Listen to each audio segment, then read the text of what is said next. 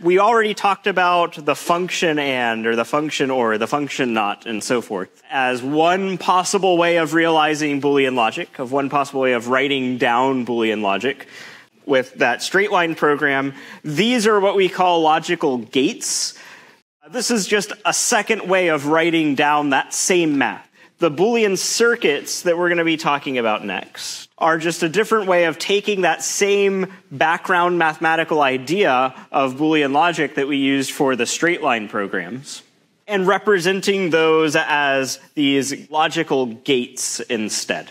So the way this works, we have these wires that are coming into the gate. In this case, if we had a 0 and 1 as the values of the wires coming into the gate, then since this does an AND, its output is going to be a 0.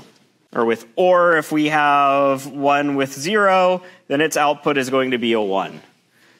Typically, anytime you see a little circles tend to mean invert, take the opposite of. So if I have like a 1 as an input to this NOT gate, then we end up with a 0 as the output. So these are just different ways of writing down these same functions. We like this way of writing down computations because these actually tend to have a very, very direct translation to actual hardware. That we can use transistors to actually do some of these things pretty directly. For instance, typically a way that you can draw an AND gate with transistors, it'll look something like this. We can think of this one as the electricity that's coming from the wall. I am terrible at drawing electricity. Let me try this one more time. Nope, give up. They say VCC. Basically, that's where you plug your computer into the wall or a battery or something like that. And then these might be your inputs. So this is maybe A and B. And the way that the transistor is going to work is that this is only conductive. So that transistor will conduct electricity provided A has power, provided A has voltage. Otherwise, it will be an electrical resistor. So that means that the only way we can actually get power going all the way through this path of two transistors is when both A and B had power going through them as well. So we can pretty directly translate each of these gates into one or more transistors. I'll leave it to you to look up how OR versus NOT works as well.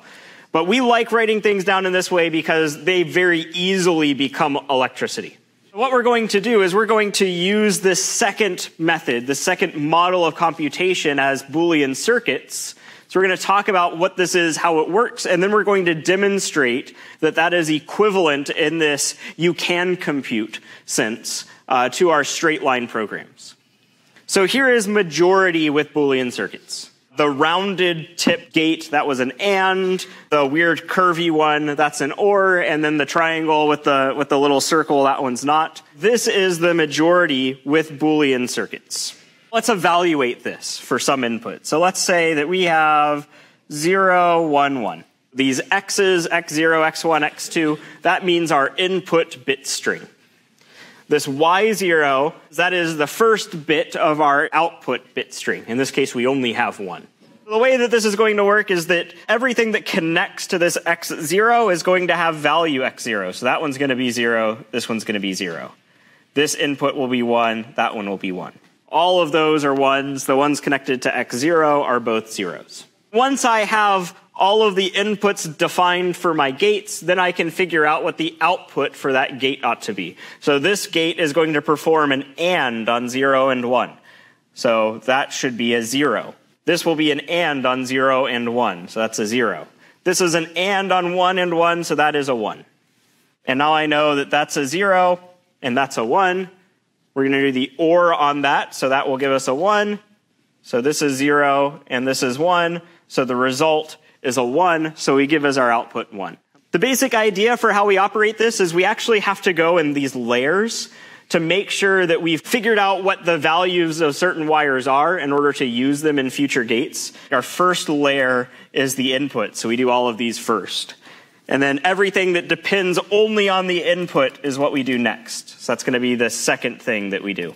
And then everything that depends only on things in layer 1 or the input are done kind of next. So that'll be layer 2.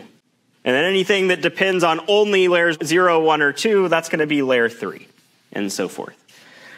So what we'll do is we'll start with layer 0, which is the input, then calculate the values for all of the gates in layer 1, and then all of the gates in layer 2, and so forth.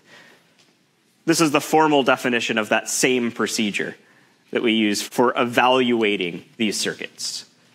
So let's look at, side by side, this is our straight line program for majority. This is our Boolean circuit for majority. Let's look at some of the relationships that we have between these things. If you look at the straight line program, we have 3 inputs, just like we had in our circuit. We have A, B, C, our 3 inputs. Notice that we also had 1, 2, 3 uses of this AND operation, and we have 1, 2, 3 AND gates. This is an AND gate, which takes input A, which we said basically matched X0, and input B, which is basically matching X1. So this first AND gate here looks like it's doing basically the same thing as that first function AND over here. You can see that we also have 2 OR gates. There's 1 OR gate and there's 2 OR gates, and so forth. So it looks like they have all of the same components. It is not at all surprising that they might be equivalent in that is possible to compute sort of way. Basically, what we can do is we can take every single one of the components that you saw in that straight line program here and map it to a different component in this Boolean circuit. That variable first 2, that was going to be whatever the value was of that first AND gate. The return was the same as the OR gate that we said gave us our return value from the circuit. Every single component you saw in your program, you can match that with some component in the circuit. We're going to more formally demonstrate exactly how they're equivalent. So we're going to show that circuits are equivalent to our AND or NOT straight line programs. Just like we did before, just like we did to show that AND or NOT straight line was equivalent to NAND straight line, we need to show 2 things to show that they're equivalent. We need to show how it is that we can convert any circuit to an AND or NOT that computes the same function. And we need to show how we can convert any AND or NOT to some circuit that computes the same function. If we can do both of these things, then that means that any function that we could write the process to compute using one model of computation, we're going to be able to write using a process to compute for that other model of computation. So essentially, what we're going to do is to convert our circuit to a straight line program. We can say that each of the inputs that the circuit is going to have is going to be, let's say, an input to that straight line program. Every single gate that our circuit has, it's going to receive its own variable. So gates map to variables in our straight line program. The value that we assign to a variable is going to be that same value that we got by applying the operation of the gate. The output is given, the return value is whatever that output gate or those output gates ended up returning.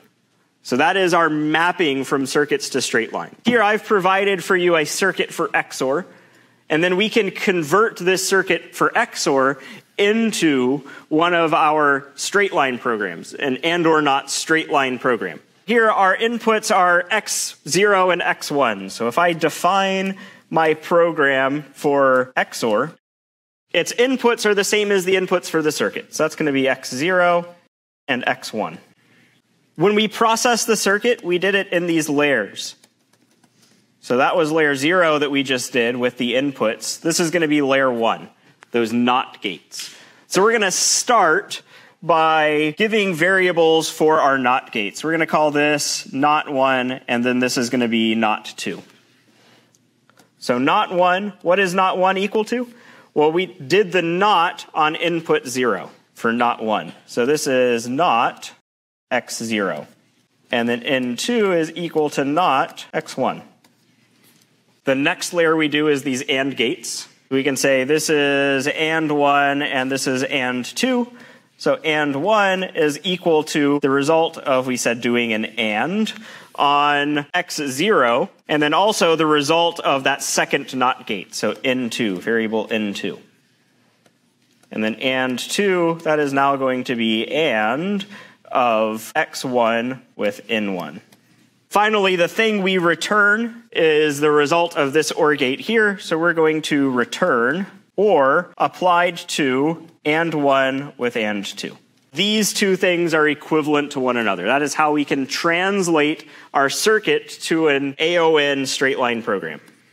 If you kind of compare this back to what we did earlier in this lecture, you'll see that this is an equivalent program. If you just change some variable names, you'll get exactly what we had before.